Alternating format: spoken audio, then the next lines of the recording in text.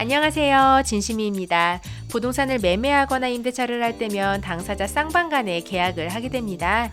큰 금액이 오가는 만큼 계약을 함에 있어서 신중을 기해야 하는데요. 때로는 그렇게 신중한 판단을 했다고 하더라도 뜻하지 않게 계약을 파기해야 하는 상황이 오기도 합니다.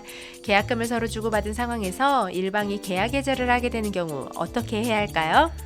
부동산 거래 계약서를 살펴보면 계약의 해제에 대한 내용이 나옵니다.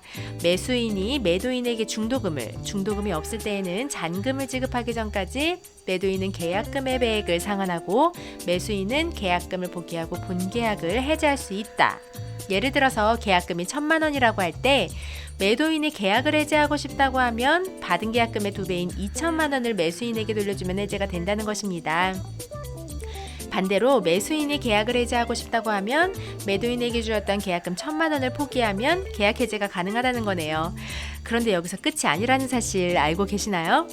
매도인이 계약 해제를 원하는 경우에는 매수인에게 1,000만 원의 소득이 발생하게 되고, 반대로 매수인이 계약 해제를 원하는 경우에는 매도인에게 1,000만 원의 소득이 발생하게 되잖아요. 소득이 있는 곳에 세금이 있듯이 이렇게 발생된 소득에도 세금이 발생하게 됩니다. 매년 5월이면 종합소득세 신고를 하게 되는데요. 종합소득세에 포함되는 소득의 종류는 이자소득, 사업소득, 배당소득, 근로소득, 연금소득, 기타소득 이렇게 6가지가 있어요. 계약 해제로 인해 발생되는 해약금으로 발생된 소득은 기타소득으로 분류됩니다. 즉, 해약금을 받게 되는 사람은 그에 상응하는 기타소득을 납세해야 합니다. 기타소득세는 소득세 20% 더하기 지방교육세 2%에서 22%입니다. 참고로 지방교육세는 소득세의 10%입니다.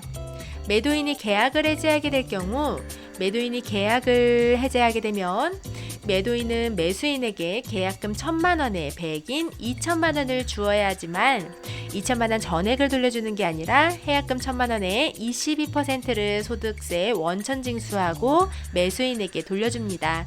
즉 1,000만 원 더하기 780만 원 하면 1,780만 원을 돌려주게 되는 것입니다.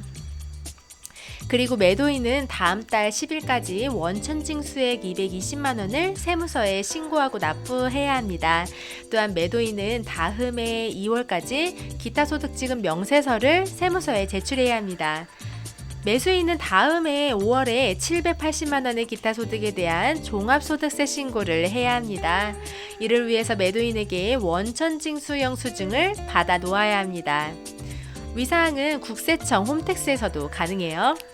매수인이 계약을 해지하게 될 경우, 반대로 매수인이 계약을 해지하게 되면 매수인은 이미 매도인에게 계약금 1,000만 원을 준 상황이기 때문에 이때는 매도인이 미리 지급받은 1,000만 원에 대해 기타 소득으로 신고하고 22%의 세금을 납부해야 하는데요.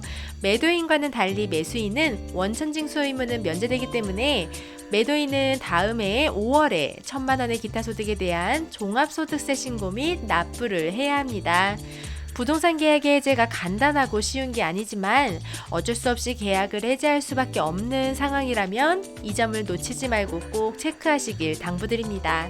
참고로 매도인이 부동산 계약 해제의 뜻을 밝혔으나 계약과는 달리 배액 상환이 이루어지지 않고 받은 계약금만 돌려준다고 하면 계약 해제에 효력을 미치지 않으며 계약이 해제되더라도 이를 중개한 공인중개사에게 중개보수는 지급해야 합니다. 이상 진심이었습니다. 구독과 좋아요 부탁드릴게요. 끝까지 시청해주셔서 감사합니다.